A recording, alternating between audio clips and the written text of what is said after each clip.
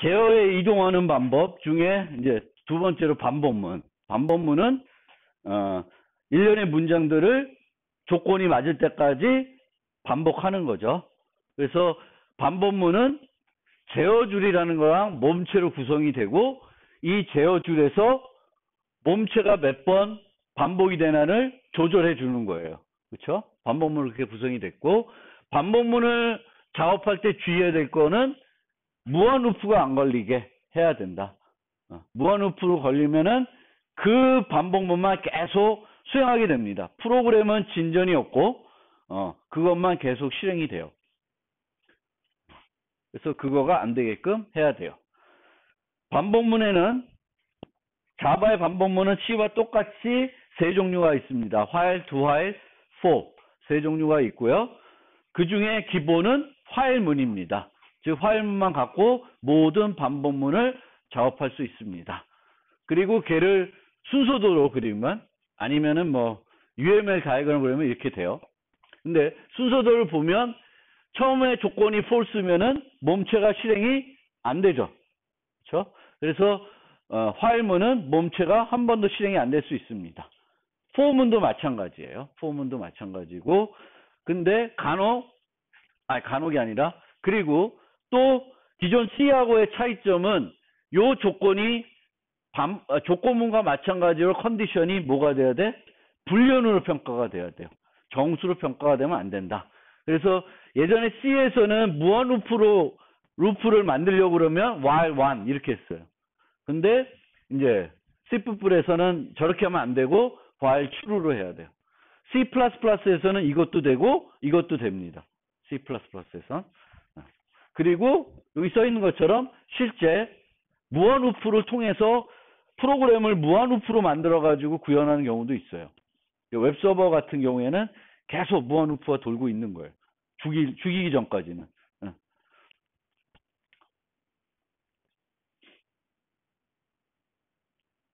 요거를 실습을 안 하고 실습은 안 하는데 생각만 해봅시다. 생각만. 그래서 요거는 뭐냐면은 정수가 주어지는데, 정수 1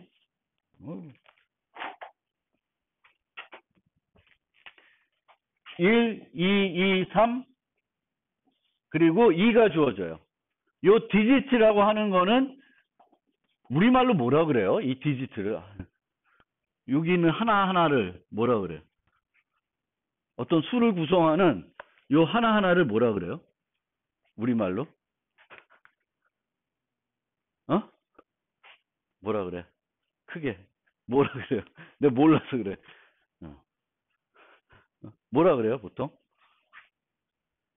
그러니까 여기서 우리가 디짓 하면은, 디짓은 요 각각을 구성하는 수예요. 수. 그 수를 뭐라 그래? 무슨 수? 자릿수?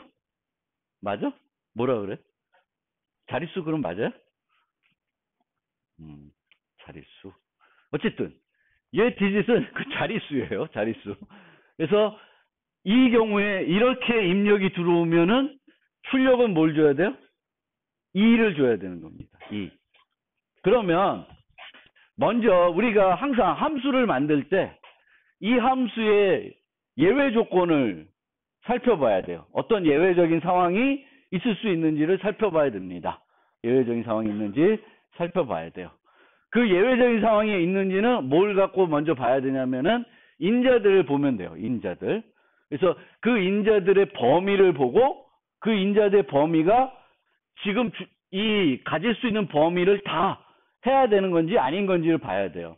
그러면 첫 번째로 쉬운 것부터, 두 번째 인자 디지트 매치는 어디서 어디까지만 되는 거예요? 어떤 수만? 인트니까 인트 민에서 인트 맥스까지 다 올 수는 있는 거죠. 가능적으로는 다 올 수는 있죠. 그런데 뭐만 우리는 처리할 수 있어요? 뭐만 처리해야 돼요? 0에서 9까지만 처리해야 되는 거죠. 그래서 여기서 디지트 투 매치가 뭐 마이너스 1이 들어온다든지 10이 들어온다든지 20이 들어오면 이거를 다 X 해야 돼요. 그러니까 처리하지 않아야 돼요. 근데 처리하지 않을 때 어떻게 하면 될까? 이게 이제 잘못 들어왔어. 마이너스 1이나 10이나 20이. 그 함수를 만들 때 어떻게 하면 돼? 예? 두 가지 방법이 있어요. 하나는 예외 처리를 하는 거예요. 예외를 발생시키는 거예요. 근데 예외를 발생시키면은 프로그램이 그거를 받는 사람이, 그거를 함수를 실행시킨 사람이 예외를 처리 안 해주면은 프로그램은 어떻게 돼? 죽겠죠. 프로그램 죽을 거예요. 그래서 예외 처리하는 방법이 있고, 또 하나는 예외 처리를 하지 않으면서 논리적으로 문제가 없게 만드는 거예요. 그러면 논리적으로 문제가 없게 만들기 위해서는 반환값을 봐야 되겠죠. 그러면 반환값으로 뭘 주면 될까? 0을 주시면 돼요. 이 경우엔 0. 왜냐하면 이걸 못 찾는 거니까 0을 주는 게 맞는 거예요. 우리가 여기서 2 아니면 5를 주더라도 무슨 값을 줘? 0을 주는 거죠. 그래서 내가 매칭하려는 디지트가 없다라는 걸 줘도 논리적으로 문제가 없습니다. 그래서 우리가 예외 처리할 때 얘와 얘를 보고 이제 처리를 하면 돼요. 그래서 요 경우에는 뭐 illegal argument exception 이런 거를 발생하는 것보다는 어떤 반환값을 통해서 문제가 없게끔 하면은 문제가 없게 할 수 있으면 그게 더 나은 방법이에요. 0을 주는 게. 그래서 여기서는 요걸 검사해서 0에서 9 범위가 아니면 0을 주면 돼요. 그러면 이제 두 번째 인자는 예외 처리를 이제 예외적인 상황에 대해서 고려했고, 첫 번째 인자에 대해서는 어떻게 돼요? 첫 번째 인자는. 첫 번째 인자도 int니까 int min에서 int max까지 올 수 있어요. 그렇죠? 그럼 저거가 어떤 거가 오더라도 문제가 없게 프로그램을 짜야 돼요. 짤 수 있겠어요? 근데 이때 뭘 생각해 보면 될까? 어떤 경우를 생각해 보면 좋을까요? 이런 범위야? 그럼 뭘 생각해 보면 좋아요? 가장 쉬운 게 0일 때, 양수일 때, 음수일 때를 생각해 보는 거예요. 응? 우리가 어떤 정수가 인자로 들어오면 그 정수는 크게 분류하면은 0, 양수, 음수잖아.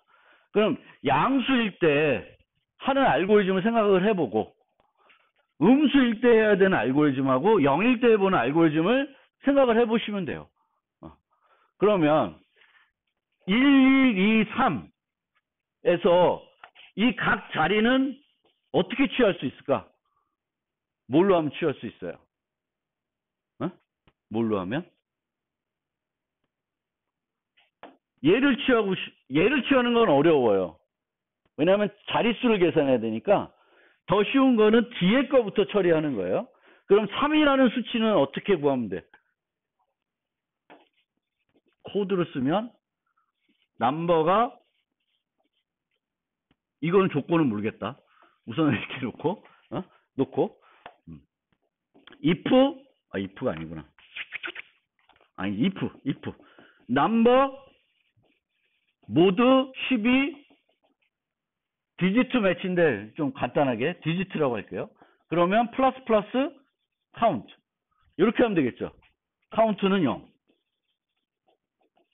int 카운트는 0 해놓고 모두 씹한 값이 내가 찾고자 하는 수치랑 맞으면은 카운트 증가해주면 되죠. 그러면 그 다음은 어떻게 해야 돼? 그 다음은 요걸 취해야 되죠. 요걸 취하려면 어떻게 해야 돼? 넘버를 10으로 나눠주시면 돼요. 나눠주면 122가 되잖아요. 그럼 다시 돌면 모두 10하면 뭐가 나와? 2가 나오죠. 그럼 또 돌면 2, 1이 나와요. 그러면 양수일 때는 이런 식으로 하면 돼요.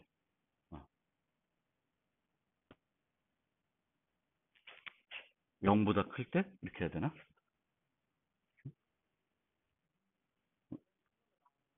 어? 뭐? 아니, 10으로 나눠야지. 왜? 자, 아니. 그렇게 생각하지 마시고요. 이제 한 자리씩 취하려고 그래요. 맨 뒷자리부터. 맨 뒷자리부터. 맨 뒷자리 취하려면은 뭘 하면 돼? 모두 10 하면 돼요. 그건 이해했죠? 모두 10. 어? 나머지 10. 10으로 나눴을 때 나머지를 취하면 돼. 그거 이해 안 돼? 어? 이해됐어요? 나머지 10. 나머지 10을 하면은 3을 얻어낼 수 있어. 어떤 수든지 간에. 맨 마지막 자릿수 얻을 수 있어요. 그럼 그 다음에 얘를 얻으려면은 얘가 맨 마지막 자리에 와야 돼요. 얘가 맨 마지막 자리에 오게 하려 그러면은 얘를 나누기 10 하면 1223이 122가 돼요. 그 다음에 또 10 나누면 12. 그 다음에 1. 이렇게 돼요. 근데 여기서도 0이 들어왔을 때는 이게 동작하냐 안 하냐는 거예요. 자, 우리가 양수일 때 알고리즘을 이렇게 생각했어요. 이 알고리즘은 양수일 때 별로 문제가 안 돼요. 어떤 자릿수가 들어오든지 간에. 그리고 양수일 때 가장 문제가 될 수 있는 양수가 뭘까? 인트 맥스일 거예요. 어떤 예제든지 간에. 내 알고리즘이 돌아가는데 인트 맥스 해도 될까? 인트 맥스 되면 다 되는 거야, 보통. 근데 인트 맥스 할 때 뭔가 오버플로 날 수 있고, 뭐, 알고리즘 따라 그렇죠? 근데 얘는 어때요? 계속 나눠가는 거죠? 작게 내려가는 거기 때문에 인트 맥스, 최대값이 들어와도 문제는 없어요.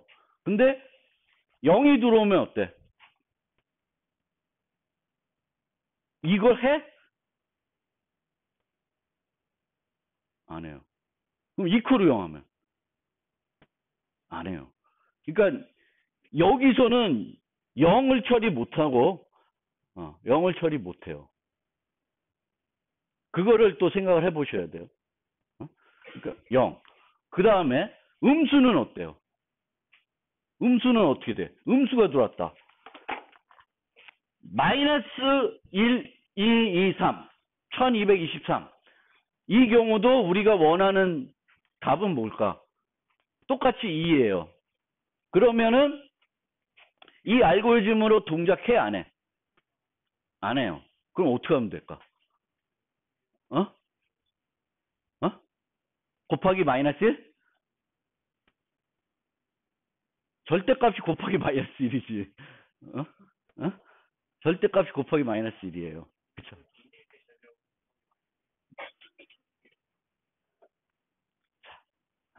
그러면 지금 이해됐어요? 얘는 여기서 했을 때 요 넘버 모두 10이 뭘까? 3은 아닐 거예요. 마이너스 3일 거예요.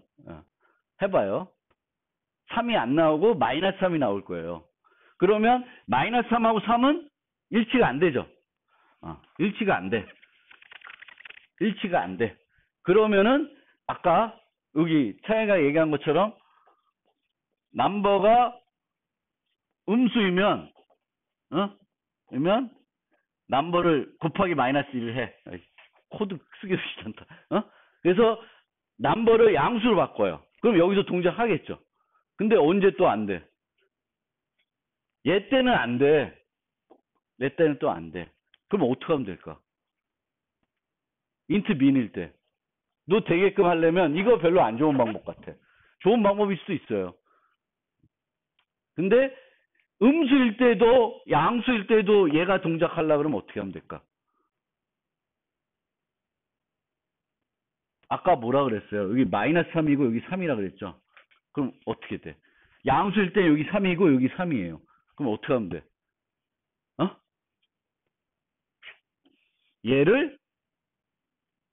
얘를 절대치를 해주면 돼요. 그러면 int min일 때 문제 될까? 안 되죠. 그러니까 제가 말씀드리고 싶은 건 그렇게 어려운 코드가 아니에요, 원래. 이 문제는. 어려운 문제가 아니에요. 근데 문제가 어렵지 않더라도 우리가 일반적인 상황이 아니라 예외적인 상황들이 있을 수 있어요. 그 예외적인 상황이라는 게 뭐 int min일 때, 음수일 때, 뭐 이런 거예요. 그래서 우리가 이런 함수를 구현해라 그러면 이 인자들을 잘 보고 이 인자의 범위를 본 다음에 들어온 값이 그 범위 안에 들어오는지 안 오는지. 그래서 두 번째는 0에서 9 사이인지를 보고 0에서 9 사이가 아니면 뭘 한다? 빵을 반환해 주면 되는 거예요. 그리고 여기는 int min 이 범위에 다 받을 수 있어야 되겠죠. 다 받을 수 있어야 되면은 음수, 영, 양수 나눠서 생각하고 그 다음에는 음수일 때는 int min 또 양수일 때는 int max일 때도 내가 생각하는 알고리즘이 동작하는지를 고민해 봐야 돼요. 그걸 고민해 둔 다음에 예외적인 케이스를 한다든지 다른 방법을 한다든지 할 수 있어요. 뭐 int min일 때를 보고 int min은 맨 마지막 자리가 8이니까 그것만 제외하고 또 해볼 수도 있고 프로그램하는 방법은 다양할 거예요. 근데 어떤 사람은 이거 내가 10분 때 중간고사에 문제 냈더니 음수일 때 안 된다. 예외 처리해야 된다. 근데 예외 처리하는 필요가 없어요, 원래. 그렇죠? 예외 처리를 안 하고 알고리즘에 따라서 극복할 수 있는 방법이 여러 방법이 있습니다. 그래서 어쨌든 간에 이런 거를 여러분들이 생각할 수 있게 하고 이런 반복문 그 안에 들어간 조건문들을 여러분들이 작업할 수 있어야 돼요. 프로그램이. 그리고 이런 거는 제가 늘 얘기하지만 자바에만 제한된 있는 얘기가 아니에요. 이걸 어떤 프로그램이 하든지 간에 어떤 프로그램이 하든지 간에 여러분들이 사용해야 되는 어떤 개발 방법이에요. 함수를 만들어야 된다. 함수의 인자들을 생각하고 그 인자들의 범위를 생각하고 그 범위 중에 특수한 애들 내가 생각하고 있는 알고리즘으로는 동작하지 않는 애들 그런 케이스를 나눠서 음수일 때 알고리즘 따로 양수일 때 알고리즘 따로 만들 수가 있죠. 이 경우는 내 생각에는 한 자리 있을 때의 알고리즘을 따로 만든다든지 한 자리일 때 이게 동작을 잘 안 할 거예요. 얘가 1 들어오고 1 들어오면 1이죠. 그럼 이게 잘 동작하나? 동작하나? 이게? 생각을 해보시면 돼요.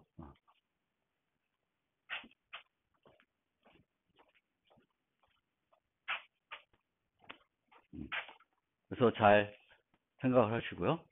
두 화일은 조건식이 끝에 가 있어요. 그래서 얘는 while하고 for하고 차이 나는 게 하나 있죠. 뭐예요? 중요한 차이점 하나. 얘는 무조건 한 번은 돌아가요. 무조건 한 번은 몸체가 실행되는 구조입니다. for와 while은 조건에 따라서는 한 번도 실행이 안 될 수 있습니다. 그 다음에 for loop. 이 for loop는 우리가 전통 for loop라 그래요. 이거 말고 이제 새로운 for each for loop가 있습니다. C++도 최근에 도입했고 자바도 있고 뭐 C#도 있고 다 있어요. 근데 우선은 우리는 C부터 있었던 전통 for loop를 보면 세 가지 제어줄이 제일 복잡하게 작성을 하고 있어요. 세 가지 요소가 있는데 순서대로 그리면 이렇게 돼요. 다 배웠겠지 뭐 1학년 때. 그래서 init, condition, body, step. 그 다음에 condition, body, step. 이런 순서대로 가요. 그러니까 요 맨 앞에 있는 init은 몇 번만 실행돼요? 딱 한 번만 실행이 되는 거예요. 그리고 조건식이 거짓이면 한 번도 실행이 안 되고 빠져나올 수 있습니다. 모든 for loop는 while loop로 이렇게 바꿀 수도 있습니다. 그리고 이제 자바나 C++부터는 변수를 선언하는 곳에 제한이 없으니까 변수를 이 제어 변수를 여기다 선언을 하게 돼요. for init 부분에다 선언하게 되면 이 i의 가시 영역은 블럭 가시 영역 가지기 때문에 어디서만 쓸 수 있어요? for 안에서만 의미가 있습니다. for 밖에서는 못 써요. 그러니까 우리가 종종 프로그램 하다 보면은 이 for loop가 끝나고 i 값을 써야 되는 경우도 생겨요. 그럼 이렇게 프로그램 할 수 있나? 이렇게 프로그래밍 하면 안 됩니다. i가 만약에 끝나고도 필요하면. 그리고 연속해서 for loop를 쓸 때 똑같은 i를 써도 돼요. 왜? 이 i는 여기서만 쓰이는 거고 이 i는 여기서만 쓰이는 거니까 중첩이 안 되죠. 그래서 이렇게 쓸 수 있어요. 그래서 블럭 영역. 그래서 자바는 블럭이 다르면 지역 변수 이름이 같아도 돼요. 하지만 블럭이 이렇게 중첩되는 건 허용 안 해. C++는 이거 허용해요. 근데 자바는 이거 허용 안 합니다.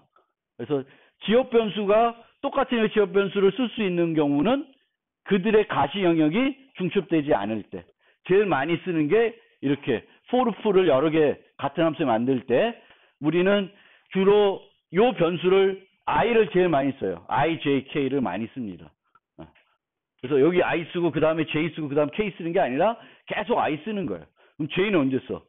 for 안에서 또 그 다음 뭐 쓸 때 j를 쓰기도 합니다. 그리고 이 제어주를 무지무지 복잡하게 만들 수도 있어요. 근데 가급적이면 복잡하게 만들지 않고 간단하게 만들어라. 뭐 이렇게 복잡하게 만드는데 이건 가독성에 져야 되기 때문에 뭐 안 그렇다고 생각하면 써도 되겠지만 가급적이면 이런 형태가 제일 좋아요. 이건 딱 보면 몇 번 돌아요. for loop가 10번 도는 거죠. 이건 20번. 그게 한눈에 딱 보이는 게 가독성에서는 제일 바람직하다 그래요.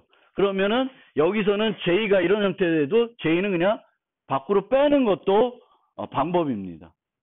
그러면 J가 중요한 게 아니라 이 루프의 반복 횟수는 뭐가 중요해요? I가 중요한 거죠. 그럼 I만 갖고 제어주를 쓰는 게 좋다고 해요.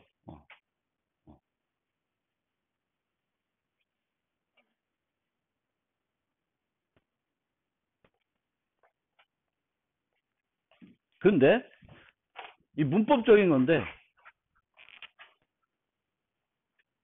이 컴마잖아요. 컴마인데 더블 j 이퀄 0.0 이건 안 돼요.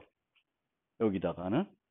그러니까 선언을 할 경우에는 같은 종류의 변수들만 여러 개 선언할 수 있어요. 컴마 가지고. 다른 종류는 안 돼요. 그런데 다른 종류가 아니라 선언하는 것이 아니라 그냥 여기다가 초기화만 하는 경우에는 여러 개를 컴마를 이용해서 초기화는 할 수 있습니다. i를 1, f는 1.0 뭐 이렇게 초기화할 수 있어요. 선언하는 건 아니죠. 지금 여기서. 그렇죠? init 부분에서 선언 안 하지 않으면 표현식을 여러 개 여기다 쓸 수도 있어요. 근데 이것도 좋은 방법이 아니지. for loop는 전통 for loop는 이렇게만 쓰시는 게 제일 좋습니다. 그리고 제일 많이 쓰는 게 이 형태예요. 그래서 0부터 n까지. 그럼 몇 번 돌아요? n번. 나머지는 여기 참고하시면 되겠고요. 그리고 이 세 가지 반복문에는 브레이크와 컨티뉴를 쓸 수 있습니다. 브레이크는 그 반복문을 어떻게 해요? 종료시키는 거예요. 스위치에서도 브레이크는 스위치문을 종료시킵니다. 똑같은 의미예요. 컨티뉴는 다른 데 안 쓰이고 반복문에서만 쓰이는데 컨티뉴는 루프의 시작으로 가요? 루프의 끝으로 가요? 루프의 끝으로 갑니다. 시작으로 가는 게 아니라 루프의 끝. 시작으로 간다 그러면은 땡! 틀려요. 다시 볼까요?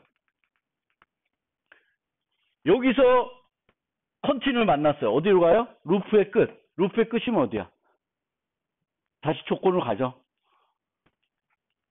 여기서는 어디야? 저 버디에서 컨티뉴를 만나면 어디로 가요? 끝에 뭐가 있어요? 조건. for. 여기서 끝으로 가면 어디로 가? step. 그래서 통일되게 얘기하려 그러면은 continue 만나면 어디로 간다? 루프의 끝. do while의 루프의 끝에 뭐가 있어요? 조건식이. for 루프에서는 끝에 뭐가 있어요? step 부분이 있어요. 그래서 그렇게 이해하는 게 정확합니다. 그리고 중첩된 루프가 있는 경우에는 브레이크와 컨티뉴는 걔를 포함하는 반복문만 끝내죠. 그렇죠? for 있는데 여기서 브레이크 쓰면 얘만 끝내는 거예요. 그래서 이걸 많이 하다 보니까 이게 필요한 것 같아서 자바에서 이걸 도입했습니다. 여기 보면 브레이크가 있죠. 요 브레이크는 이제 옛날부터 있던 브레이크예요. 그러면 이 브레이크는 for를 종료시켜요? while을 종료시켜요? for를 종료시킵니다. 근데 이 브레이크는 go to처럼 레이블이 있어요. 그러면 얘는 뭘 종료시켜요? 이 레이블이 붙어있는 반복문을 종료시켜요. 그럼 어디로 가요? 요로 가는 게 아니라 요로 가는 거예요.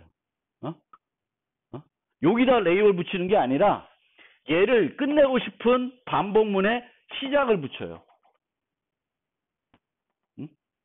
무슨 얘기 알겠어요? 예를 들면 while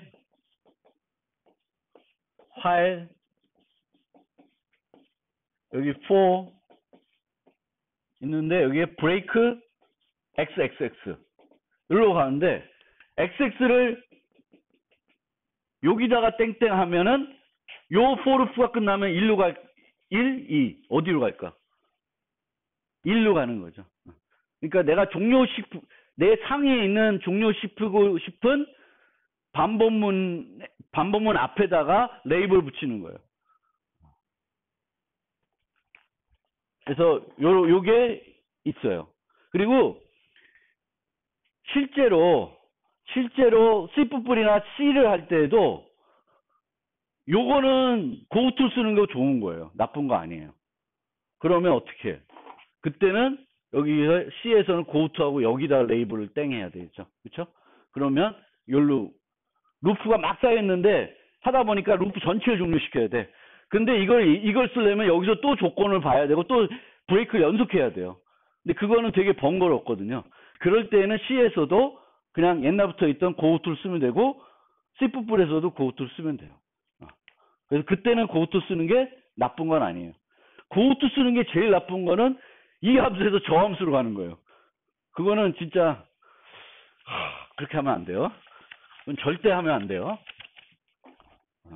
그래서 그렇게 이제 자바에는 레이블 브레이크가 있다. 레이블된 브레이크가 있다. 그것의 용도는 안쪽 루프에서 루프를 좀 바깥까지를 한꺼번에 다 종료시키고 싶을 때 쓴다. 왜냐하면 이게 없으면 되게 불편해요. 프로그램 할 때.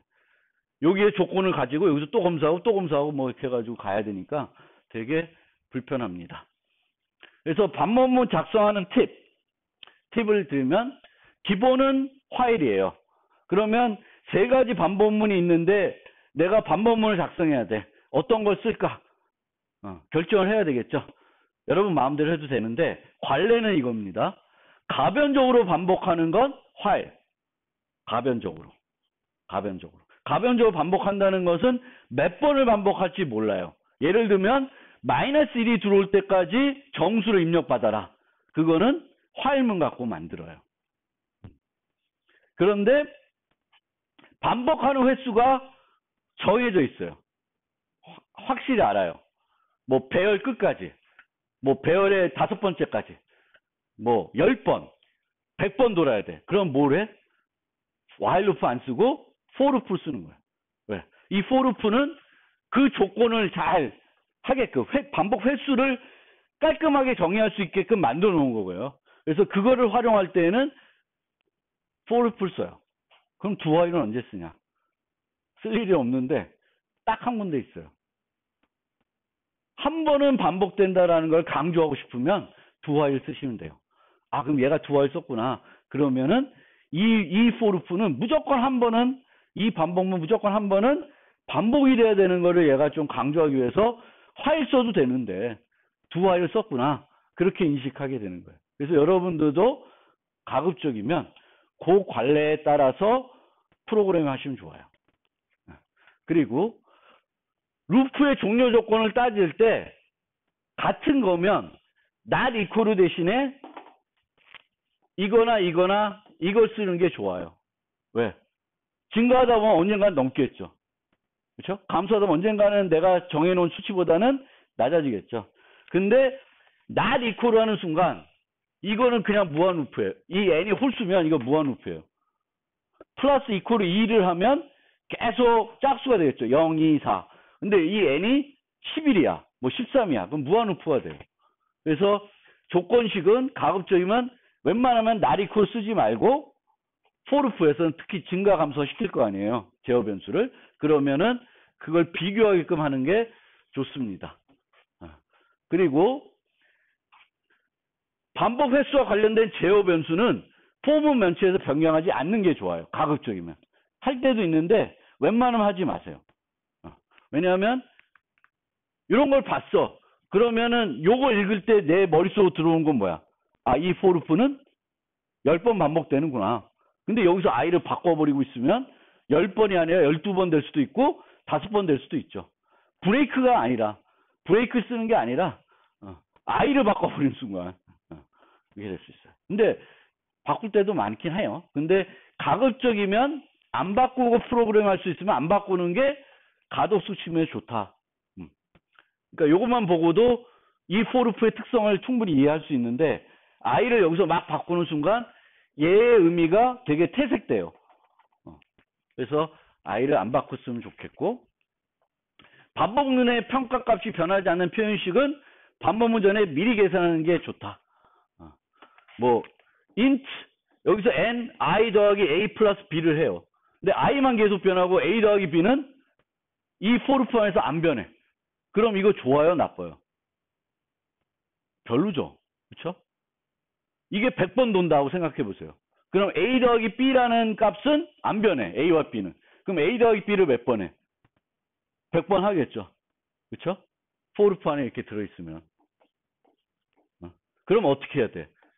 여기다가 x하고 x는 a 더하기 b 해서 더하는 게 낫죠. 그렇죠? 반복문 내에 어떤 표현식이 있는데 그 표현식의 일부나 전체가 반복문 내에서 하나도 안 변해. 그럼 어떻게 해야 돼? 밖으로 빼야 돼요. 빼서 계산을 해가지고 어디다가 저장한 다음에 그걸 활용해야 돼요. 그럼 이럴 경우에는 뭐가 불가피해요? 변수가 하나 늘어나겠지. 저장해놔야 되니까. 그렇지만 얘가 훨씬 더 효과적인 방법입니다. 그 다음에 모든 루프는 반복문은 브레이크와 컨티뉴 없이 작성할 수 있어요. 근데 필요하면 쓰세요. 아무 때나 쓰시면 돼요. 그 옛날에 제가 공부할 때는 우리 교수님이 이제 이거 안 쓰고 포르프 짜도록 훈련시켰는데 그거 진짜 별로예요. 그럴 필요 없습니다. 필요할 때는 써야 돼.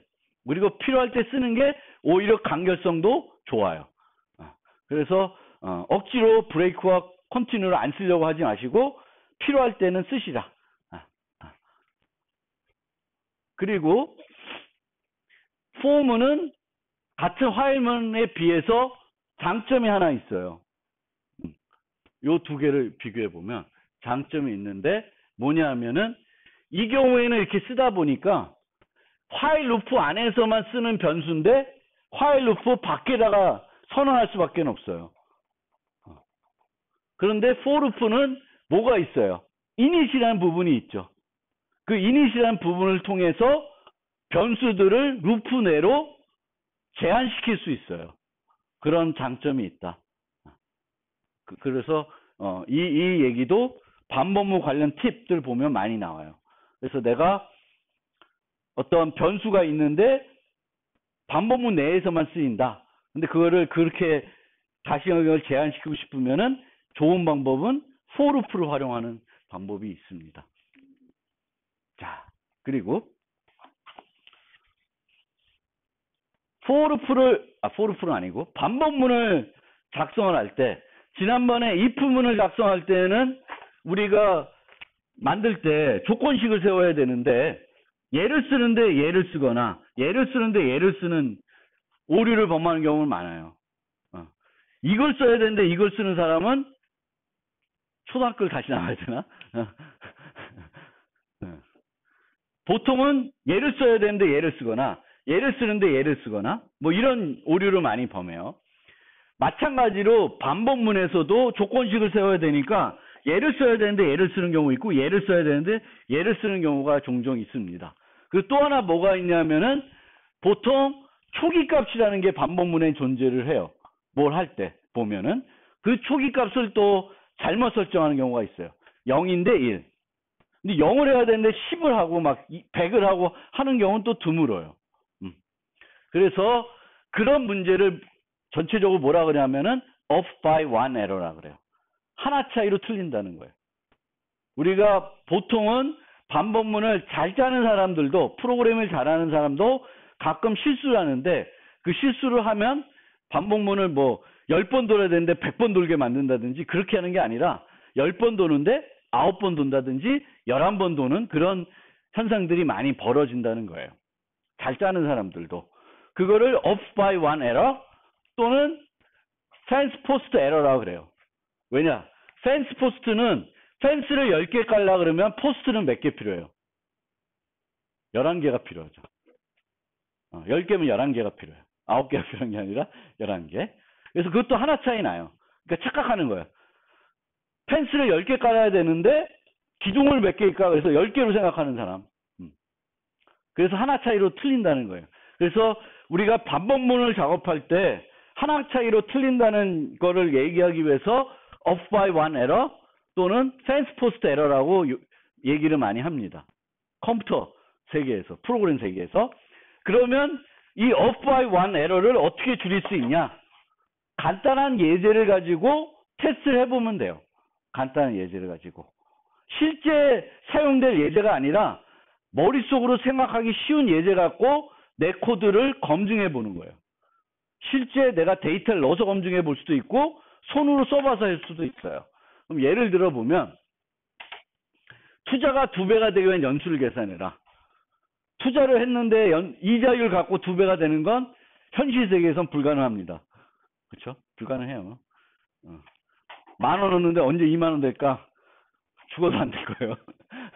근데 만약 그런 걸 짜야 된다. 그러면 현재 이자율 갖고는 테스트해 보기가 너무 어렵죠. 그러면 간단한 걸 생각해 보시면 돼요. 쉽게 머릿속으로 떠올릴 수 있는 거. 그러면은 50%로 생각해 보자. 내가 프로그램 이렇게 짰어요. 프로그램은 맞는 것 같아요. 근데 이제 걱정이 뭐야? 내 걱정은 이 알고리즘이 걱정되는 게 아니라 요 0이 맞는지, 요게 맞는지 걱정인 거예요. 그래서 요렇게 만들어 놓고 테스트를 해보자라는 거예요. 그래서 초기 값이 0이고 밸런스가 100이고 이자율을 얼마? 50%로 생각한 거예요. 그럼 한 바퀴 돌고 나면 이역 값은 얼마? 1이 되죠.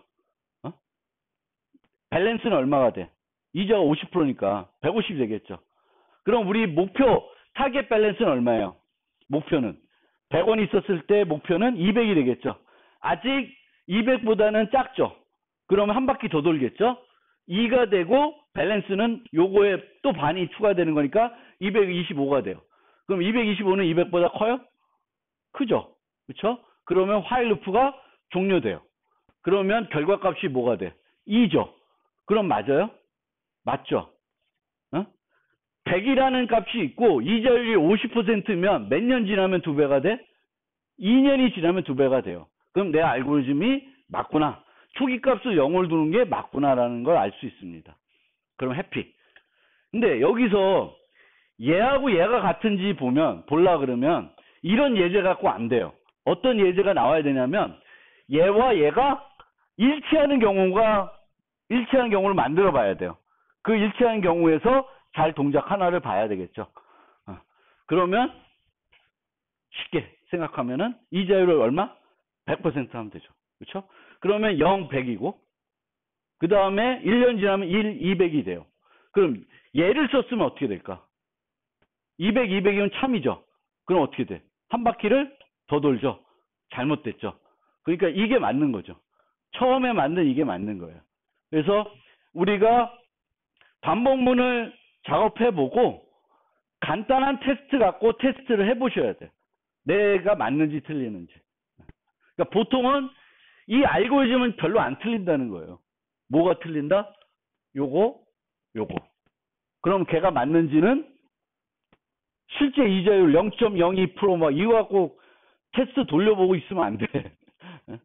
그냥 이런 거 갖고. 이거를 손으로, 이 정도는 손으로 해보면 되는 거고, 이거보다 좀 복잡하면 어떻게 해보면 돼요? 짜보면, 그, 테스트 프로그램 짜보면 되는 거죠. 항상 그래요. TDD가 뭐야? Test Driven Development. 그건 뭐야? 얘를 짜기 전에 뭐부터 짜? 테스트 프로그램부터 짜요. 근데 테스트 프로그램 짜려 그러면 뭘 알아야 될까? 테스트 케이스를 만들어내야 돼요. 그러니까 테스트 케이스는 뭐냐면 50%고 밸런스가 100이면은 기대값이 2라는 걸 알아야 돼. 그럼 돌려봐. 2가 나온지 비교해보는 프로그램을 만드는 거예요. 그래서 펜스 포스트 에러도 있고요. 반복문 작성하는 팁. 이 팁은 뭐냐면은 내가 이제 작업을 해야 돼요. 그러면 내 머릿속으로 알고리즘을 어떻게 짤까를 머릿속으로 이제 생각을 해봅시다.